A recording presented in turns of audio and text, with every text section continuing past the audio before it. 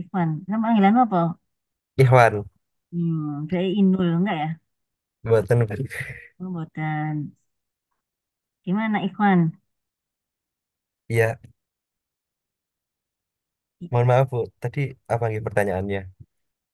Pertanyaannya, implikasi kira-kira apa ya? Kenapa kita membahas organisasi yang itu berimplikasi atau apa implikasi dari organisasi terhadap masalah gizi atau kesehatan masyarakat? Implikasi terhadap masalah gizi ya. Mm-mm.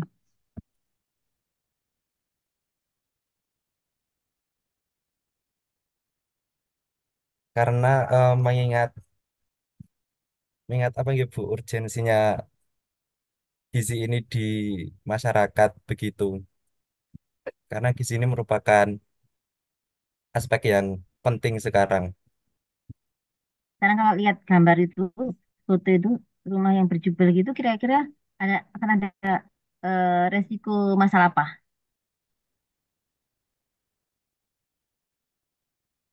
Masalah banyak Bu, masalah kesehatan, terus Dari sisi kemiskinan juga, eh ya, apa masalah kesehatan apa contohnya? kayak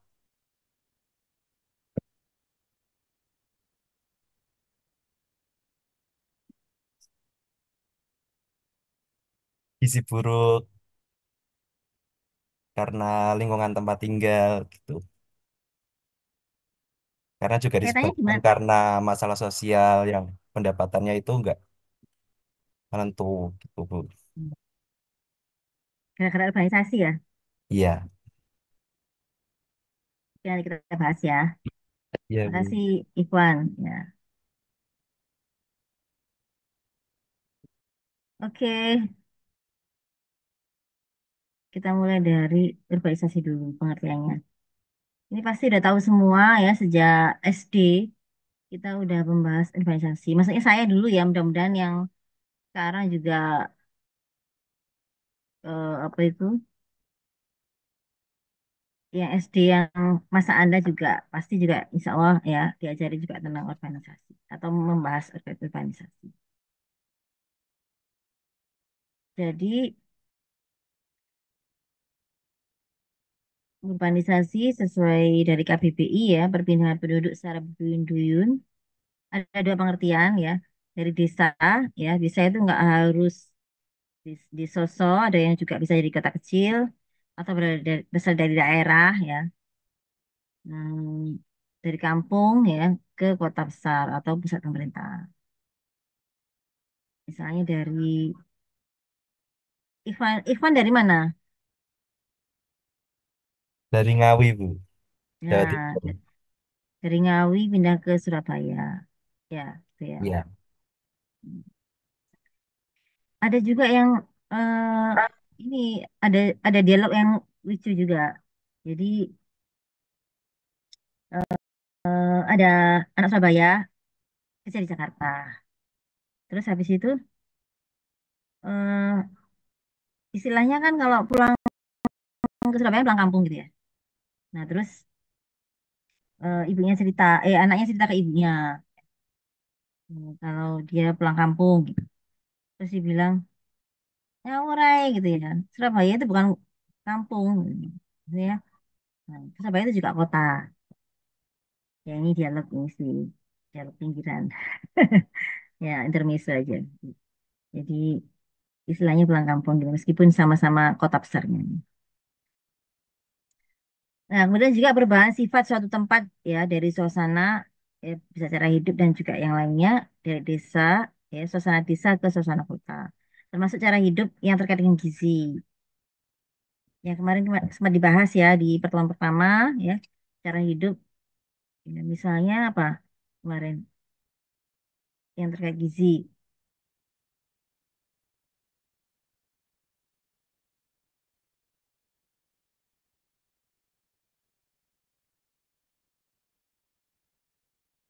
Apa kira-kira? Nutrisi transisinya gimana?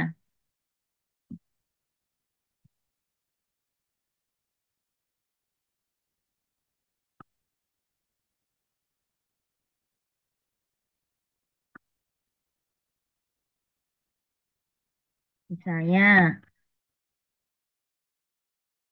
ya, di waktu di daerah makan singkong rebus, ya, masih masih makan singkong rebus nggak? Kalau saya memang suka, ya, meskipun dari lahir di Surabaya. Misalnya dulu makan singkong rebus, setelah pindah ke kota, nggak lagi, ya, tapi memakan olahan dari singkong yang jadikan tepung tapioka. Nah, itu salah satu contohnya ya, sehingga sudah bentuk olahan.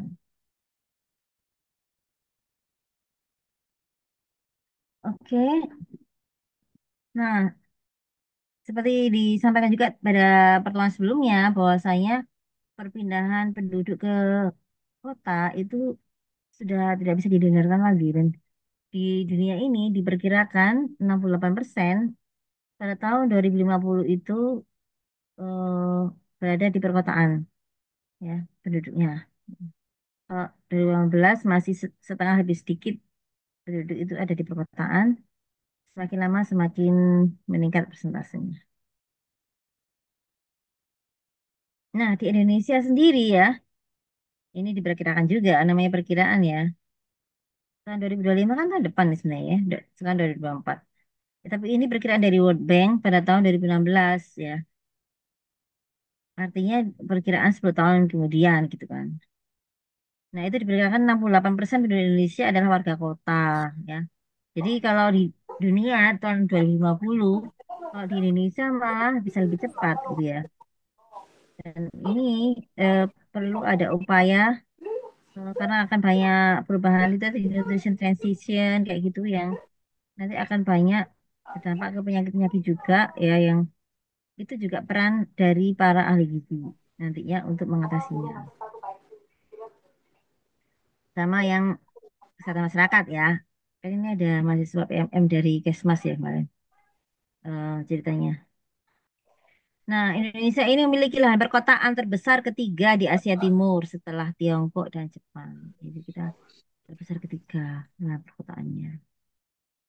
Pertumbuhan ekonomi ya bisa tinggi itu karena memang terus tumbuh ya, perkembangan kotanya cepat ya, banyak pekerjaan formal ya, produktivitas di perkotaan juga meningkat ya karena banyaknya lapangan kerja, banyaknya mobilitas kayak gitu. Beda dengan di desa, misalnya Anda tinggal di kota 10 tahun kemudian, ya Anda orang desa misalnya tinggal di desa, merantau ke kota 10 tahun kemudian bisa jadi desanya tetap gitu-gitu aja gitu.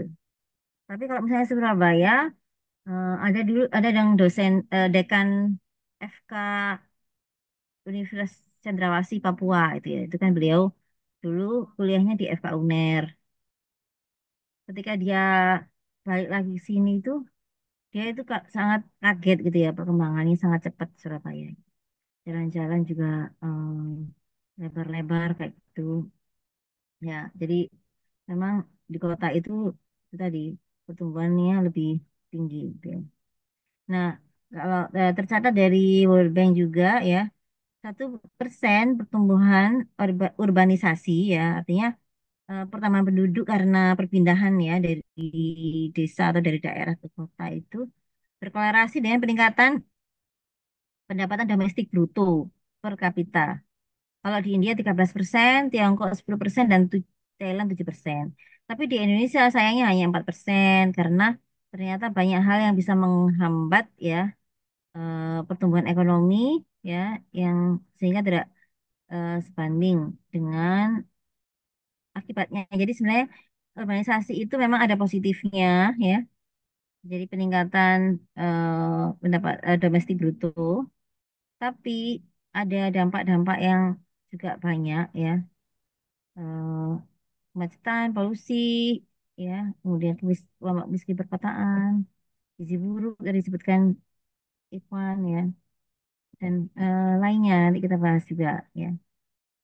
Nah, eh, sayang banget kalau dampak yang pasti ada itu ya tidak diiringi dengan peningkatan pertumbuhan ekonomi, peningkatan pendapatan yang hanya 4% karena adanya kemacetan, polusi, risiko bencana akibat investasi infrastruktur yang kurang memadai ya. Jadi eh, karena pembangunan saluran yang tidak tepat ya, tata kotanya nggak tepat sehingga kalau hujan selalu banjir kayak gitu kan. Akibat investasi infrastruktur yang memadai tadi, kemacetan proses. Jadi eh, apa itu? eh, Kalau misalnya pertumbuhannya tinggi itu kan bisa digunakan untuk membangun infrastruktur di perkotaan. Nah, ternyata Indonesia itu di kota-kota di Indonesia tidak melakukan belanja yang cukup untuk infrastruktur dan belanja tidak dilakukan dengan baik, tidak dilakukan dengan baik. Ini tahun 2000 ya, udah lama ya. Paling udah lahir belum? Tahun 2000 ekonomi Indonesia rata-rata 5,8%. Namun investasi infrastruktur hanya meningkat 3%. Ya, sayang banget kan kalau tidak ada investasi juga di infrastrukturnya. Ya. Sebaliknya kalau kita bandingkan dengan Tiongkok, ya dari PDB-nya yang didapatkan itu 10%-nya digunakan untuk infrastruktur. Nah, hari ini kan sangat masif ya infrastruktur tentunya juga untuk mengejar ketertinggalan yang sebelum-sebelumnya eh, tidak dilakukan secara proporsional.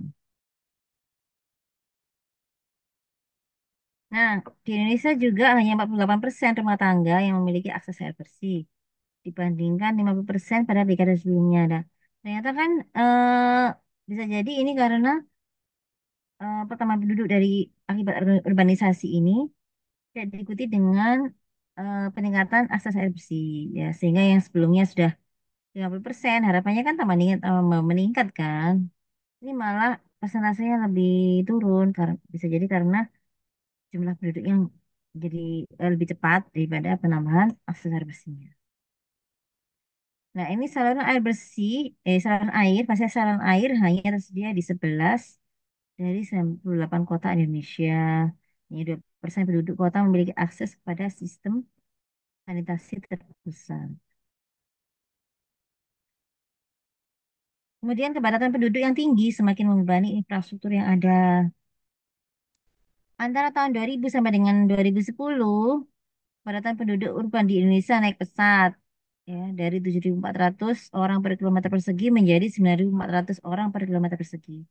Jadi 1 kilometernya semakin padat, semakin tambah banyak. Itu tahun 2010 ya. Sekarang udah 14 tahun kemudian bisa jadi 1 kilometernya itu lebih besar lagi gitu kan. Belasan ribu orang. Ya, lalu jumlah lahan perkotaan baru untuk tiap orang yang tinggal di kota kurang dari 40 meter persegi. Dan ini menjadi ukuran terkecil dari semua negara di kawasan Asia Timur.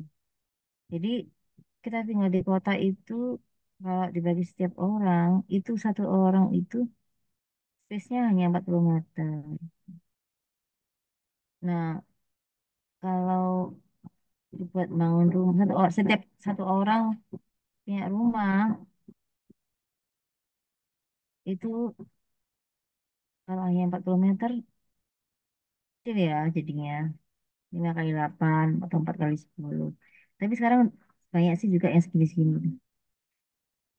Ya, bahkan ada rumah itu 2 meter kali 10 itu ada. Jadi luar biasa ya. Nah, itu upayanya tentunya memprioritaskan ya urbanisasi dalam agenda pembangunan nasional ya. Jadi isu urbanisasi harus diangkat dalam agenda pembangunan nasional dan dilakukan pendekatan-pendekatan secara komprehensif ya. Jadi kemampuan mengelola pemerintah kota ditingkatkan, ada reformasi kebijakan sehingga eh, lebih mudah melakukan investasi pembangunan infrastruktur. Nah, ini saya tampilkan untuk YouTube-nya, tapi saya tutup dulu ya, biasanya harus tutup dulu.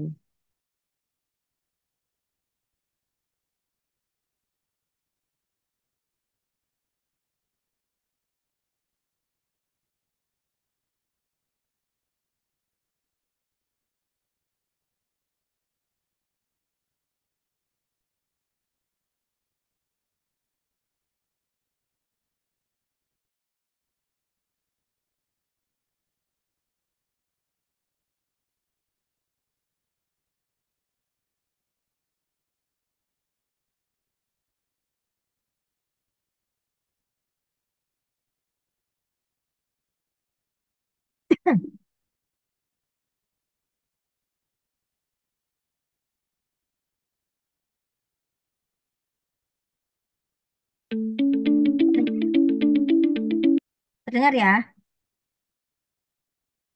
Dengar, Bu.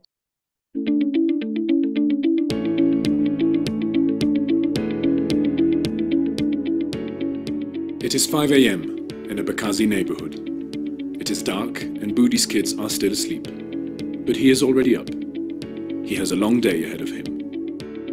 His commute to central Jakarta will take 3 hours, shifting between minivans and long indirect walks. He works in a hotel in Jakarta's city center. As a hospitality worker, he is part of the largest and fastest growing sector of the Indonesian economy, the service sector. By the time he comes home in the evening, his kids are already asleep, leaving him little time to help them with their homework. Budi's wife, Novi, also wants to earn an income, but domestic errands require she travels long distances to buy basic goods. The little healthy food she has direct access to is expensive. Such poor access to healthy and affordable food will stunt her children's physical and mental growth, as it has for 37% of Indonesian children. Every day, Budi joins Jakarta's 5.4 million commuters. Due to limited public transport options and poor city planning, congestion is costing the megacity $3 billion annually. In the next 10 years, 53 million people will join Budi in Indonesia's cities in search of a job and a better life, making Indonesia one of the most rapidly urbanizing countries in the world.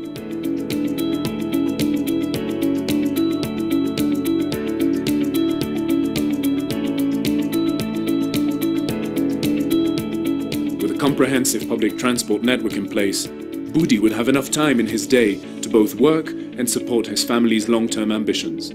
Improved livability and walkability of Jakarta through a comprehensive public transit network would boost the city's economy, decreasing pollution and congestion, and attracting businesses and tourism needed to increase Budi's earning power and long-term prospects as a service worker.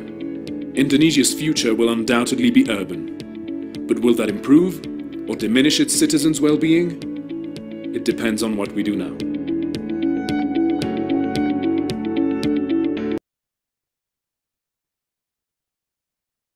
Ya, jadi apakah kehadiran atau fenomena urbanisasi yang keniscayaan ya, karena selalu akan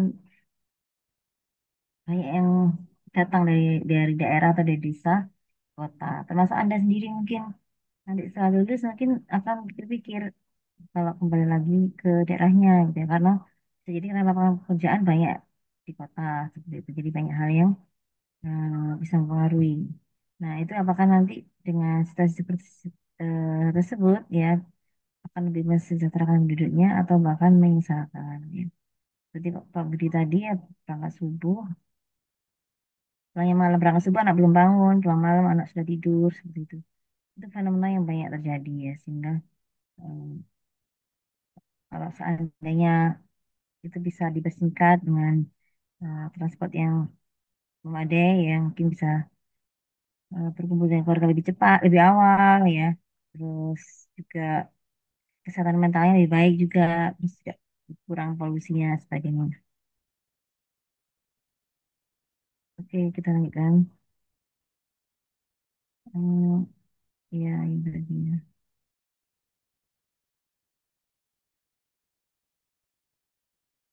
Nah, jadi eh, kota dan problem yang mengitari atau problem yang ada di kota tersebut. Ya. Jadi perkotaan itu dikenal dia mempunyai banyak fungsi ya, pada semua kelompok masyarakat, ya, komunitas. Jadi perkotaan itu menjadi jantungnya perkembangan teknologi dan pertumbuhan ekonomi di berbagai negara. Tapi pada saat yang sama, perkotaan juga menjadi lahan suburnya kemiskinan ya. Ya, kemiskinan ya, ketidaksetaraan, kemudian polusi atau bahaya-bahaya lingkungan ya.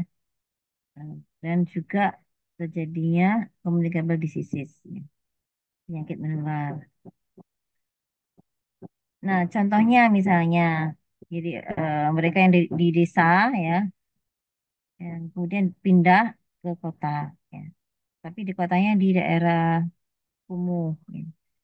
Mereka membawa keluarganya, membawa binatang peliharaannya, membawa ternaknya bersama mereka. Dan ini bisa menimbulkan penyakit menular.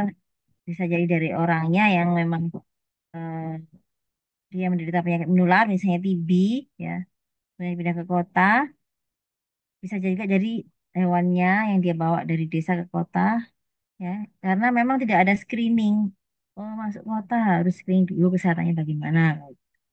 Sama seperti kalau kita mau haji kan harus diimunisasi dulu gitu ya. Atau harus belum, belum. Harus sudah apa itu?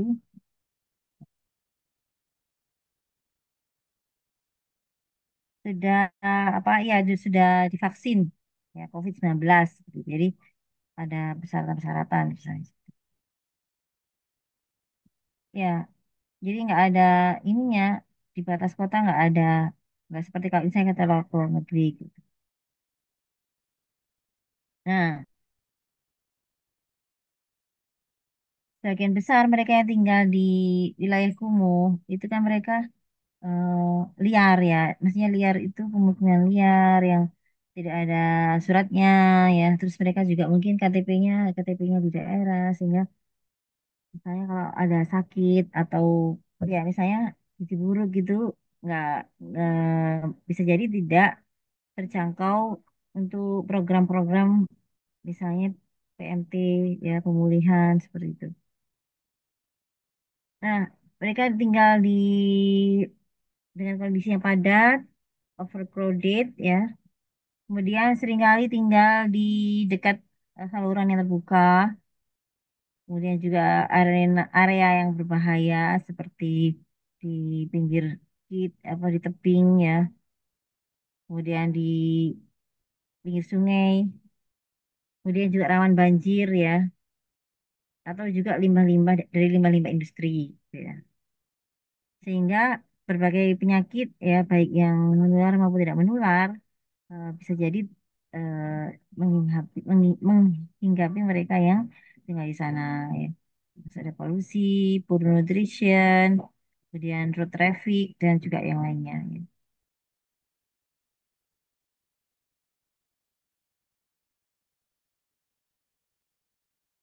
Nah, negatif impact-nya pada gizi ya pada mereka yang populasi yang miskin ya.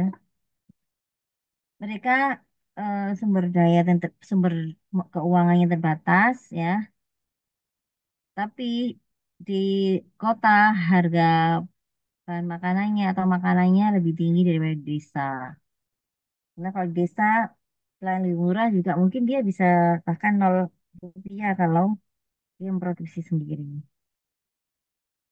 Kemudian nutritious diets ya, jadi dietnya kurang akan kandungan gizi dan ini bisa menimbulkan penyakit di mana kalau anak misalnya anak nih kalau dia sakit bukan hanya anak ya. Jadi mereka yang sakit biasanya juga udah kehilangan nafsu makan ya dan juga eh, penyerapannya buruk.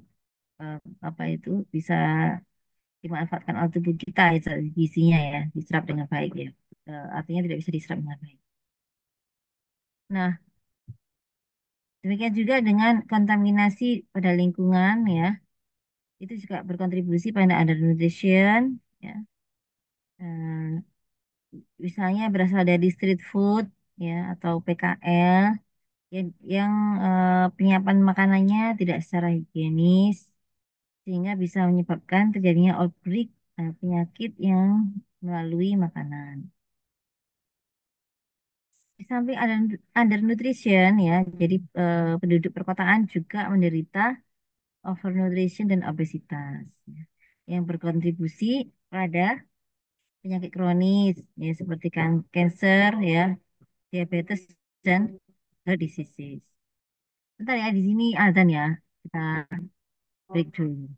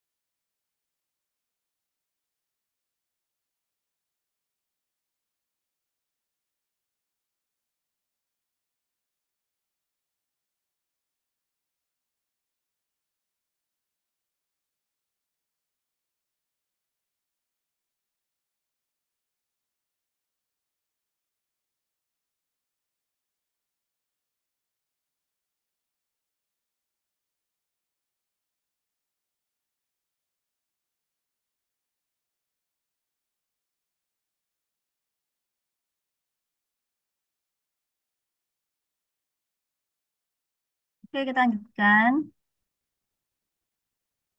Nah,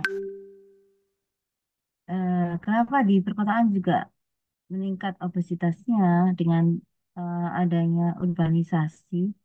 Ya, kita kita ketahui sendiri bahwasanya obesitas itu disebabkan oleh peningkatan intake kalori dan penurunan aktivitas fisik ya, atau tidak seimbangnya ya yang masuk dengan yang keluar gitu ya. Energi in dan energi out. Nah, ini bisa jadi karena itu tadi kurangnya lahan untuk melakukan aktivitas fisik ya, physical space, lack of physical space. Kemudian kita karena bekerja di kota ya, lebih banyak duduk di tempat kerja. Kayak saya ini dari pagi, dari jam 7 duduk terus ya, sampai sekarang ya. Jadinya pingin sambil kiri, sambil ini gitu ya.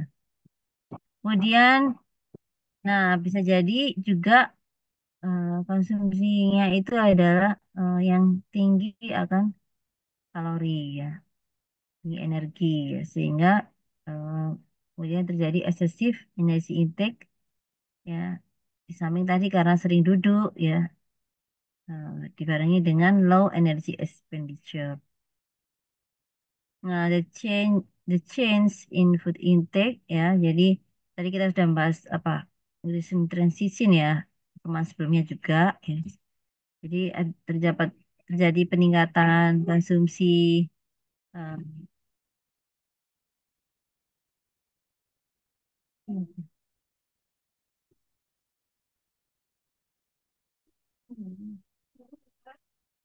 ya sebentar ya.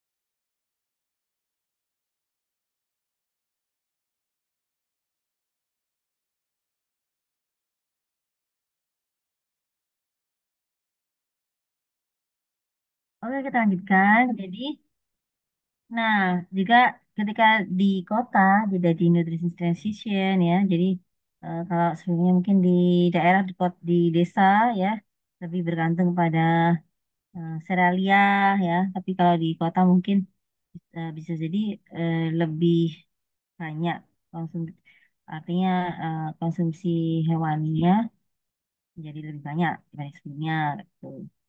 Kemudian, nah di perkotaan juga banyak jual minuman manis ya, mixu dan lain-lain. Lalu ya juga yang tinggi lemak ya, minyak, refined grains ya. Refined grains kan biji-bijian olahan ya, bisa dari apa? Bandung, nah tepung-tepungan gitu ya. Jadi tepung terigu, tepung beras dan lainnya.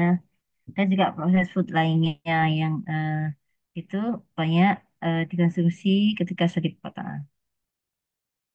Kemudian masalah yang lainnya adalah pollution ya. Jadi merupakan kontributor utama juga ya eh, masalah kesehatan di lingkungan perkotaan.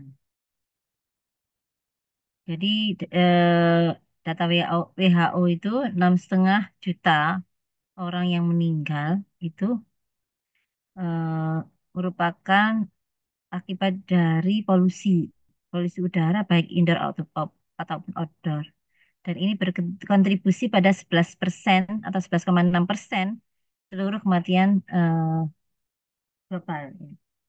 Itu, nah 11%-nya itu berkaitan dengan polusi udara. Dan dari 6,5 juta yang kematian itu, ya itu 90% terjadi di low and middle income countries. Kalau kita kan baru beranjak ya menjadi middle income countries ya. Nah ini sebelumnya banyak terjadi di negara berkembang ya, atau ekonomi menengah ke bawah. Negara dengan ekonomi menengah ke bawah ya, terjadinya kematian karena polusi udara. Kalau saya pernah cerita, jadi waktu saya tahun 2017 ke India, ke New Delhi, itu saya melihat itu ditunjukin kan, saya kan pergi naik taksi bersama orang sana gitu kan. Ini rumah sakit, ini, tapi saya itu nggak lihat dengan jelas ya kayak kabut semua jalanan itu kayak berdebu semua gitu kan. Nah, terus kemudian langitnya juga kayak berkabut. Ternyata kan waktu kita cek waktu itu New Delhi adalah eh, polusinya tertinggi di dunia. Nah, baru-baru ini ya beberapa bulan lalu kan juga di Indonesia ribut ya. Jakarta ternyata paling polutan. Ya, kota yang paling polutan di dunia. Nah, itu sekarang ternyata gesernya ke Jakarta. Ya, gitu ya. Jadi ini yang masalah yang harus diatasi. Ya, ya jadi poor nutrition ya sudah makannya ya, gizinya tidak baik, ditambah kondisi lingkungan karena tadi kondisi lingkungan perkotaan yang tidak baik tadi yang timbul polusi, yaitu berkontribusi pada tantangan utama untuk apa itu masyarakat perkotaan, yaitu penyakit menular. Ini sangat terasa ya penyakit menular ini ketika COVID ya. Jadi sangat cepat ya, karena kan memang di kota itu mobilitasnya tinggi. Ya. Dulu waktu sebelum Delta itu saya masih sempat bisa apa itu singgah ke desa gitu kan. Sekarang di sini nggak ada COVID gitu ya. Jadi benar-benar tenang. Terus sementara saya kalau di kota itu nggak bisa kemana-mana itu mau pergi-pergi itu kalau nggak benar-benar penting banget baru keluar gitu kan. Kalau di sana itu seperti nggak ada apa-apa gitu. Nah setelah Delta kan kita memang nggak berani kemana-mana kan. Ya, itu nggak tahu kondisinya setelah waktu Delta yang puncak-puncaknya itu. Nah, yaitu tadi chemical disease, kemudian di di apa di perkotaan ya, yang terutama di daerah kumuh ya, mereka tinggalnya dengan kondisi yang padat, dekat saluran air yang terbuka dan juga genangan air, sehingga mereka secara terus-menerus konstan terekspos apa itu sampah atau limbah yang tidak sehat ya tentunya. Nah, polusi ini ya dari daerah yang padat ini berkontribusi pada climate change baik yang lokal maupun global dan masalah-masalah kesehatan secara langsung seperti respiratory illnesses ya, penyakit yang terkait pernapasan ya. Banyak yang menderita ISPA misalnya pada anak-anak terutama.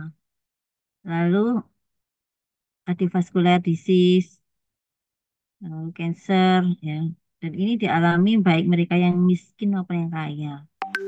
Karena polusinya nggak milih, meskipun karena padatan di kumuh misalnya, di lokasi kumuh, tapi kan polusinya itu kan dia menyebar kemana-mana. Ya.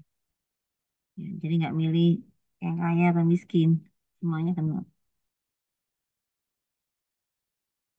Nah, eh, masalah lainnya di perkotaan, ya, yaitu human to human transmission, ya transmisi atau ya penularan antar manusia, kemudian kemudian bisa dari hewan dan insek, ya.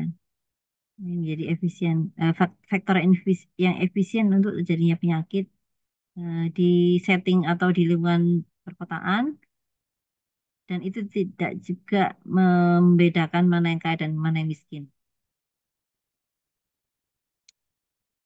Dan sudah diketahui ya, sudah data yang tetap itu adalah adanya prevalensi dan terjadinya penyakit menular ya di setting perkotaan itu ya, seperti TB ya, malaria, dengue ya. Apalagi kalau musim hujan gini itu di rumah sakit itu selalu langganan ya, ada DPD kayak gitu.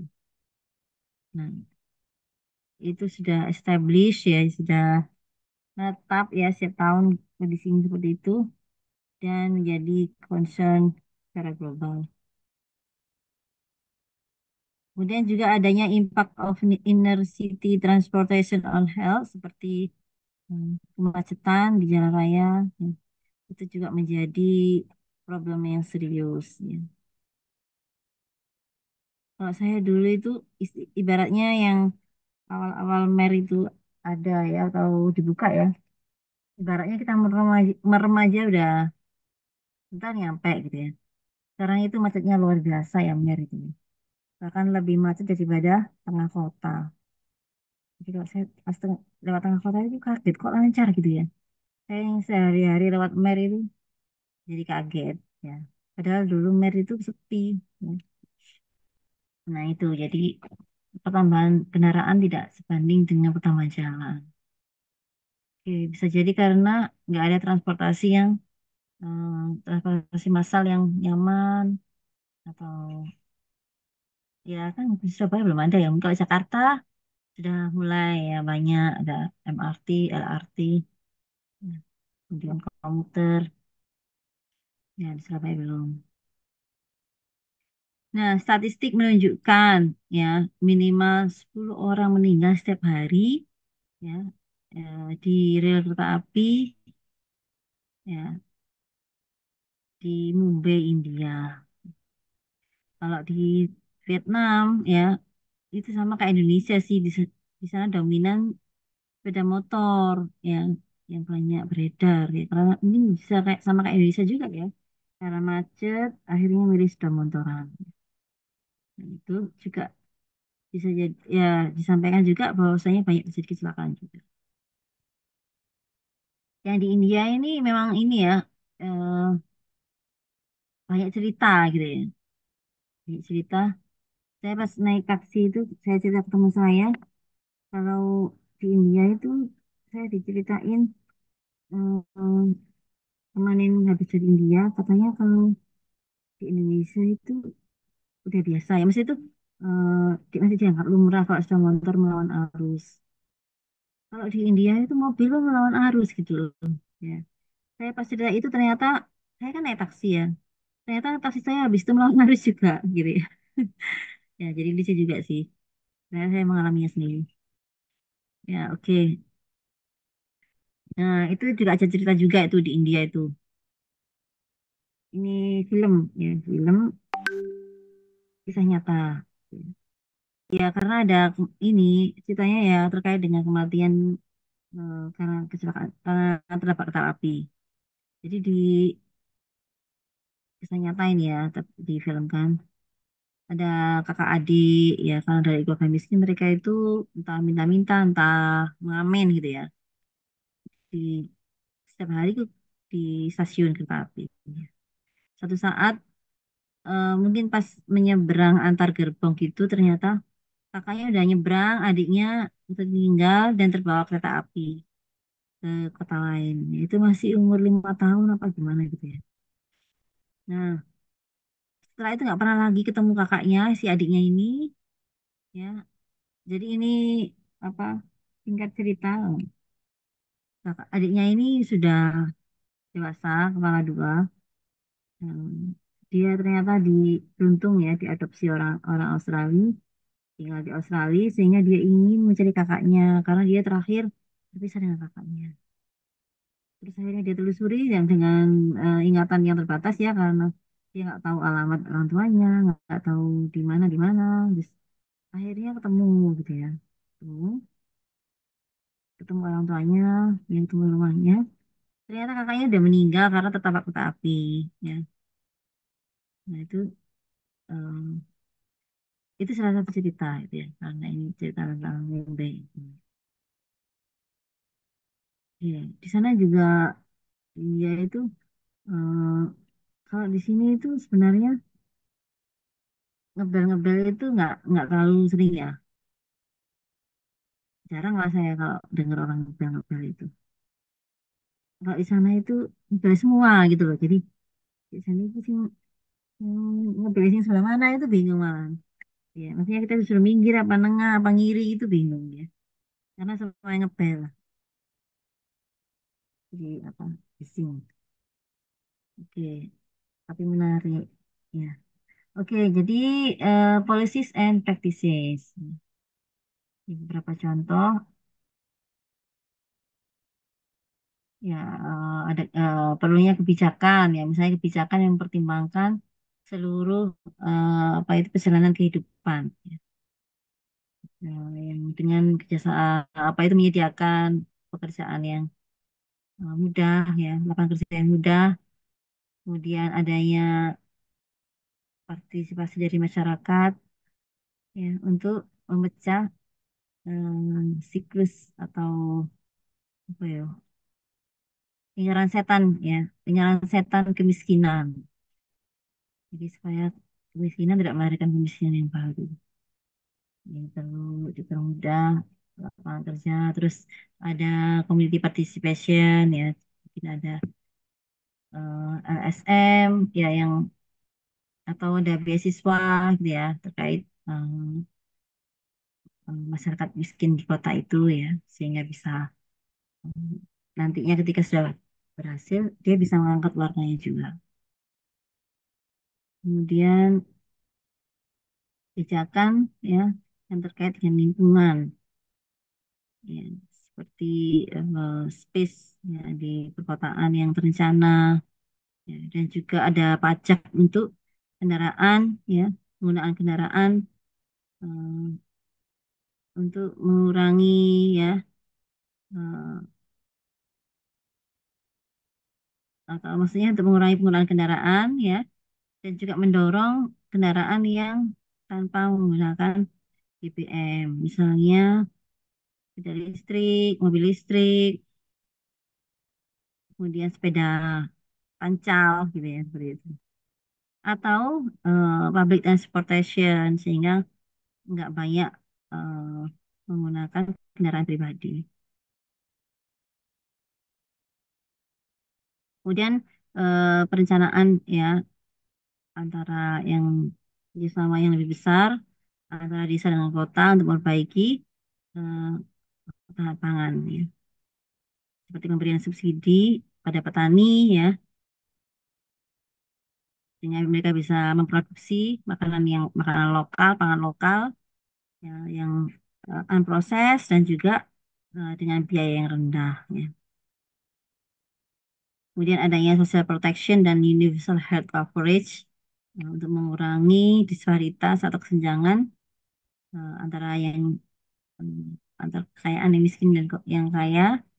Dan itu kalau social protection kita udah ada ya seperti contohnya BLT, bansos, kemudian universal health coverage contohnya BPJS gitu ya.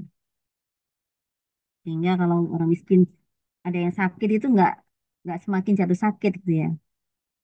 Apalagi kalau terjerat pinjol, saya baik pinjol, jadi hati-hati ya.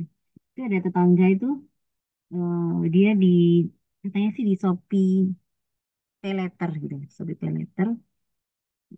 Sebenarnya nggak banyak, cuman berapa ratus ribu. Mungkin lupa atau gimana, itu dapat lupa nggak dibayar-bayar gitu mungkin ya, karena cuma sedikit ya. Setelah 6 bulan tuh jadi 2 juta gitu. Banget itu bunganya, gede banget. Ya tuh, kalau misalnya orang miskin ya, seperti itu kan malah semakin miskin. Itu banyak ya cerita kayak gitu tuh ya di medsos ya. Ada yang apa? Kita sampai miliaran karena bertahun-tahun padahal hutangnya cuma berapa puluh juta. Sampai akhirnya dia mengarang dirampok ya. Uangnya katanya 1 M di sepeda motor, taruh sepeda motor itu dirampok. Eh, Padahal itu dia buat gitu karena dia buat skenario gitu karena dia dikejar-kejar pinjol sampai miliaran utangnya jadinya. Nggak tahu sih ini kan enggaknya, tapi saya hanya baca. Oke, eh lanjutkan Urban Diet. Ya, jadi di perkotaan itu ya, eh, mereka di sana cenderung mengkonsumsi more calories dan more highly processed food. Nah, di processed food ini ya karena less preparation time ya, karena praktis ya, di perkotaan kan, apalagi kayak ceritanya Pak Budi tadi, berangkatnya subuh ya, nggak sempat sarapan. Mungkin belinya ya di jalan atau di kantin kantor atau di PKL seperti itu ya. Kemudian juga memenuhi kebutuhan mereka ya, keinginan mereka untuk karena mereka harus bekerja di luar rumah dan sedikit waktunya untuk menyiapkan makanan atau terbatasnya fasilitas untuk memasak. Ya, misalnya ada kayak gini ya ngekos ya, kemudian jadwal kuliahnya padat ya nggak sempat masak, nggak sempat ya akhirnya beli yang bisa dibeli. Ya. Nah, di perkotaan itu yang lebih banyak yang konsumsi convenience ya dibandingkan yang mereka tinggal di pedesaan. Nah, jadi di perkotaan itu highly processed and non-traditional foods lebih banyak dibandingkan yang di pedesaan. Ya, banyaknya dan itu juga banyak tersedia ya di PKL, di retail, di outlet ya dan yang lainnya khususnya untuk mereka yang tinggal di daerah perkotaan. Dan juga tumbuh suburnya iklan-iklan ya kampanye melalui medsos, melalui di iklan-iklan di jalan juga sebagainya ya yang yang sangat masif ya. Dan adanya liberalisasi perdagangan ya sehingga investasi dari luar itu ya dengan dan juga kemajuan teknologi bisa menghasilkan produk tertentu ya yang contohnya ultra processed food dan minuman bermanis yang akhirnya lebih banyak tersedia pada konsumen di perkotaan terutama di negara berkembang ya. Jadi kalau di luar mulai di apa dikampanyekan ya minum air putih gitu ya. Tapi justru pemasaran sugar sweetened beverages banyak di negara berkembang ya. Sangat menguntungkan ya di negara berkembang itu penduduknya banyak ya. Terus juga semua apa yang biasanya berbau-bau dari luar itu kayaknya em, enak gitu ya. Mixu itu ya. Cepet banget itu perkembangannya. Maksudnya yang outletnya tiba-tiba banyak gitu.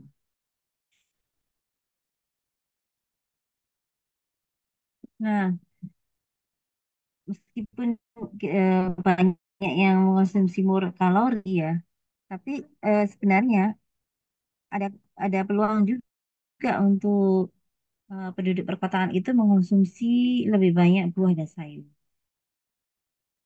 Karena lebih banyak tersedia di perkotaan ya, fresh fruit dan vegetable ya. Dan juga variasinya juga lebih banyak ya. Terus orang perkotaan juga income-nya lebih tinggi dibandingkan pedesaan dan nggak dan sebagian tidak memusingkan masalah harga ya sayur buah yang bahkan yang impor ya bisa dibeli seperti itu dan itu semakin meningkat ya kebutuhan atau keinginan ya adanya sayur dan buah yang segar dan ini juga diikuti dengan eh, supermarket yang sudah ada kayak bekas raksasa gitu ya sehingga bisa tetap fresh meskipun bahkan dikirim dari luar. Nah, ada sisi lain ya yang kelompok miskinnya ya jadi ada yang kelompok yang ada berbagai kelompok ya sesuai dengan apa itu sosial ekonominya. Nah, yang urban poor itu biasanya mereka memilih yang murah dan eh, enak gitu ya, ya Pak. PKL di PKL itu ya. Jadi dari baunya, baunya, rasanya, eh, penampilannya itu menarik gitu ya. Dan juga hanya sedikit persiapannya atau bahkan bisa langsung beli, dimakan. Dan biasanya itu tinggi akan lemak, gula, ya, garam. Nah, dan seringkali juga ada masalah dengan kebersihannya atau keamanan pangannya, baik termasuk bahan-bahan kimia yang banyak ya. Kemudian juga keamanan apa terkait hygiene-nya. Ya. Jadi kalau kita masak sendiri itu kan biasanya porsinya nggak satu gitu kan. Nah, bisa jadi kalau beli itu bisa jatuhnya lebih murah karena kan untuk satu orang. Terus udah karuan biasanya itu yang baunya mengyurukan gitu kan kalau beli di luar itu. Ya, oke. Malah di medsos itu ada tulisan ya, menjadi sebuah misteri ya kenapa makanan di luar itu lebih enak daripada masakan di rumah seperti itu. Nah, kalau ini menarik ini gambar ini ya. Ini orang jual buah-buahan yang bisa dikonsumsi per orang ya. Jadi kalau kita kadang-kadang kalau anak kos gitu ya, kalau beli pepaya misalnya, pepaya kan yang murah itu. Itu kalau beli satu itu kebanyakan. Tapi misalnya nggak punya kulkas, jadi harus habis. Nah, ini itu ngasih kayak alternatif itu. Jadi bisa sekali konsumsi ya, bisa berganti-ganti ya ini. Keberadaan ini bermanfaat gitu ya untuk yang memenuhi konsumsi eh, vitamin dan mineral. Meskipun mungkin dari aspek hygiene ya itu perlu diperhatikan ya karena tidak tampak tempat mencuci tangan.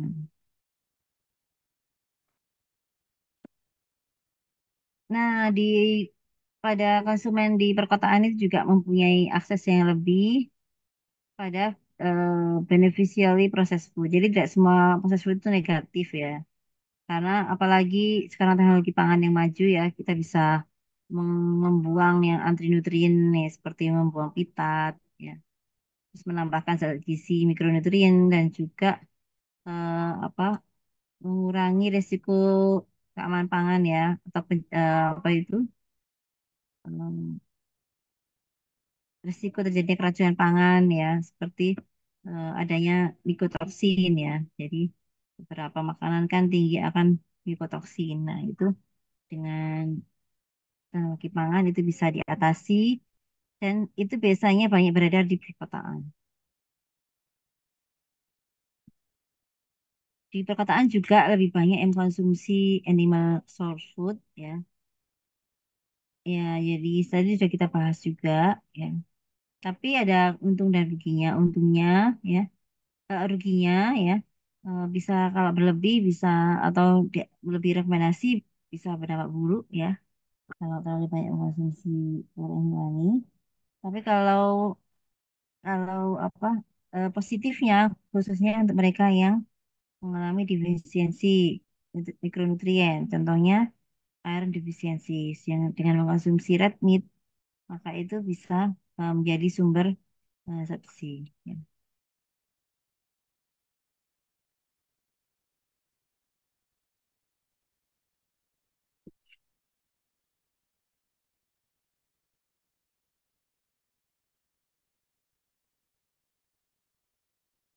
Kemudian kelompok atau masyarakat urban nih ya, perkotaan juga mempunyai akses yang lebih pada aneka ragam makanan yang segar. Jadi karena itu tadi, jadi eh, karena infrastrukturnya udah bagus kan di perkotaannya, jadi permintaan juga tinggi sehingga produsen bisa mengirim bahan makanan ke perkotaan ya, lebih banyak atau lebih bervariasi dibandingkan di pedesaan. Kemudian di perkotaan juga ada perbedaan diet yang mencolok ya antara high and low income. Jadi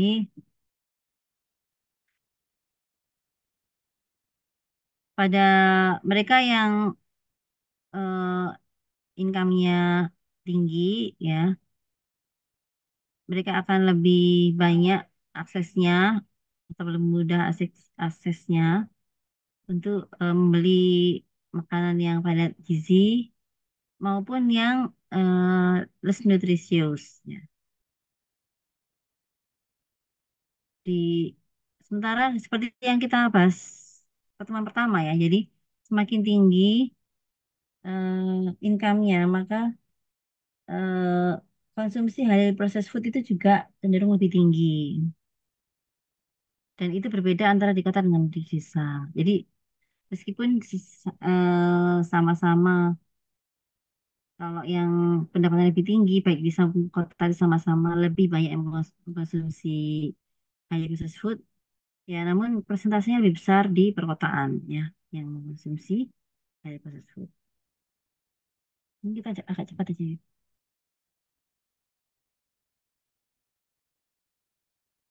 Nah ini adalah gambaran ya triple barrel malnutrition ya, eh, kondisi yang ada di perkotaan juga.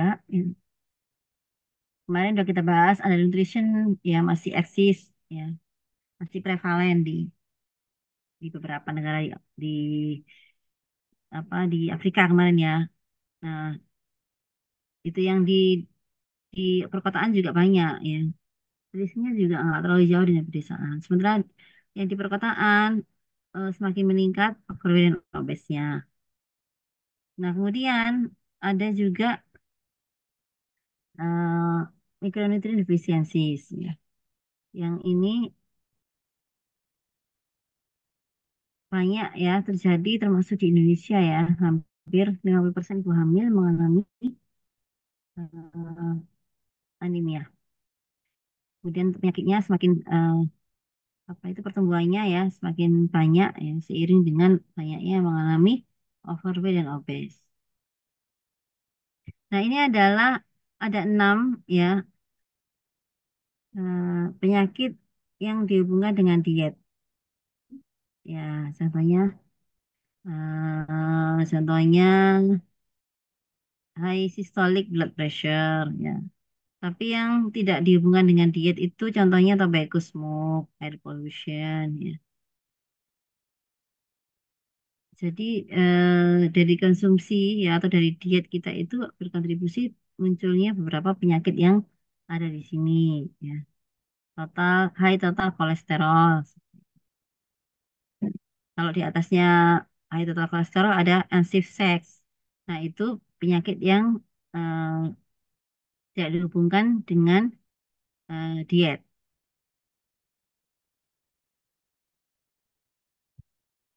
Nah, ini perlu ada prioritas ya untuk action ya untuk intervensi.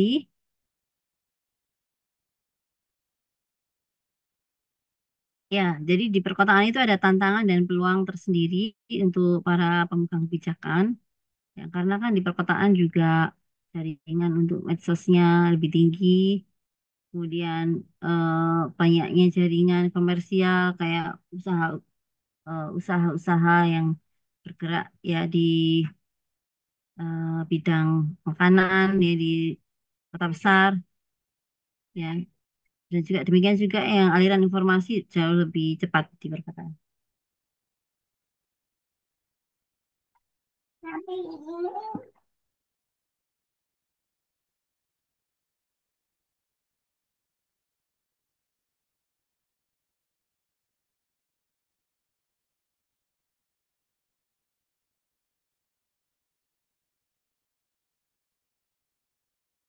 Ya, ya. Kemudian juga adanya diversitas penduduk ya, artinya lebih beragam dibandingkan di desa ya. Itu memungkinkan ya jadi kebijakan yang sesuai dengan kebutuhan. Jadi kita perlu menyesuaikan dengan kebutuhan daripada masyarakat perkotaan. Ya. Termasuk kita spesifik tadi yang butuhnya ya sayur buah yang berkualitas ya, atau kondisi perlunya urban poor itu ya diberikan akses makanan yang gizi seperti itu. Nah, kemudian juga ada inadequate access to housing ya, sehingga overcrowding ya, jadi eh, kemudian sangat ruwet ya, sangat hmm, bejibun ya, padat ya, kemudian juga eh, kualitas air ya yang rendah, yang jelek ya, dan juga demikian juga sanitasinya tadi disebutkan World Bank itu hanya berapa persen gitu ya, yang hanya setengah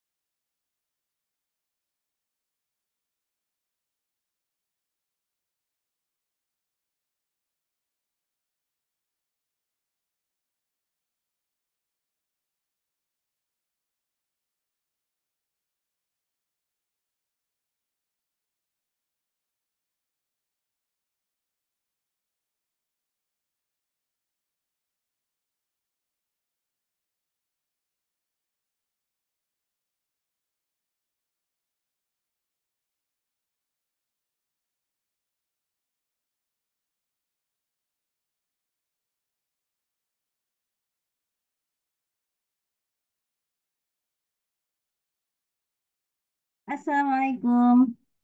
Maaf ini tadi barusan lampu mati di sini. Mau pakai HP ternyata udah nyala. Lanjutkan lagi dengan sedikit kak.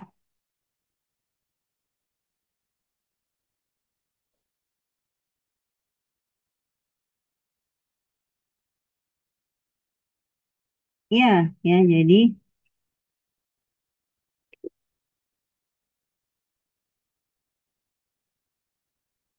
ya di perkotaan juga banyak sekali private sector ya yang bisa nantinya diajak kerjasama ya untuk memperbaiki kualitas ya, lingkungan ya, kualitas perumahan, sanitasi seperti itu ya.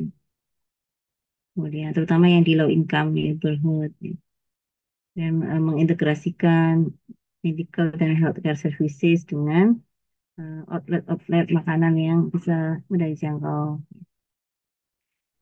sehingga memberikan banyak kemudahan. Jadi sekarang kan banyak sekali ya kolaborasi-kolaborasi ya antara ada CSR, mahasiswa juga kan sering seperti itu ya bekerjasama. Nah ini juga perlu diperhatikan juga ya urban women and gender roles ya terutama ibu-ibu kalau di perkotaan itu lebih banyak yang bekerja ya dibandingkan di pedesaan dan bagaimana dengan eksklusif breastfeedingnya apakah bisa diberikan kemudahan ya misalnya pada buruh pabrik ya apakah ada waktu ya untuk memerah susunya dari tersedia eh, apa itu lemari pendingin ya untuk penyimpanan juga dan sebagainya ya. Jadi yang mendukung ya itu bagaimana itu perlu mendapatkan fasilitas.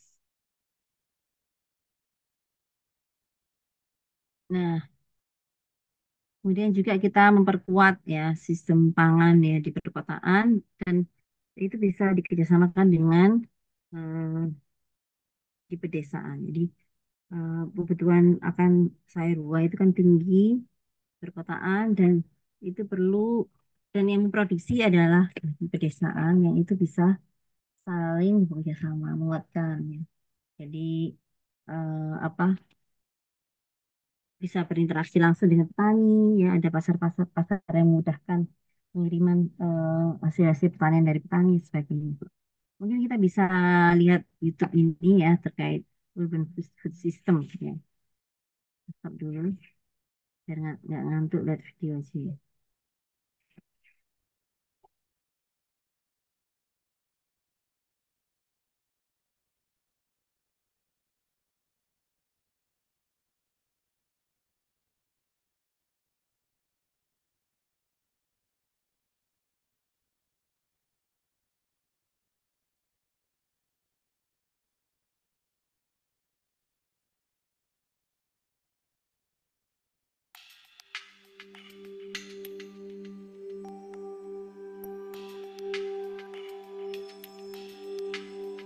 More than 50% of the world's population live currently in urban areas, and this number is expected to rise to 70% by 2050. This will cause enormous challenges for conventional food production and supply, and contribute to the divide between rural and urban areas. Cities and surrounding areas face many challenges, such as food and nutrition insecurity. Both rural and urban residents often lack access to sufficient, nutritious, safe and affordable food suitable to their diets and local culture. Social and economic inequality. Smallholder farmers often lack access to urban markets, and in some areas, people simply cannot access or afford food and basic services. Degraded environmental and natural resources. Unsustainable practices that do not use natural resources efficiently are unfortunately adopted along the value chain. Food systems are able to link rural and urban communities and are key in designing balanced and inclusive linkages between them. Land and water use. Food production. environmental management, transport and distribution, marketing and consumption concern both urban and rural areas. Looking at a city and its surrounding areas, or city region, and its food system can ensure a more sustainable urbanisation.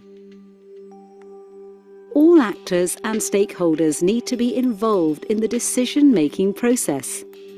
Smallholder farmers and producers, consumers, research institutions, civil society, policymakers, and government officials. Some cities are already taking action. Presently, different international initiatives are advocating for coordination and commitment among cities to ensure sustainability. For instance, the Milan Urban Food Policy Pact engages more than 120 cities in building food systems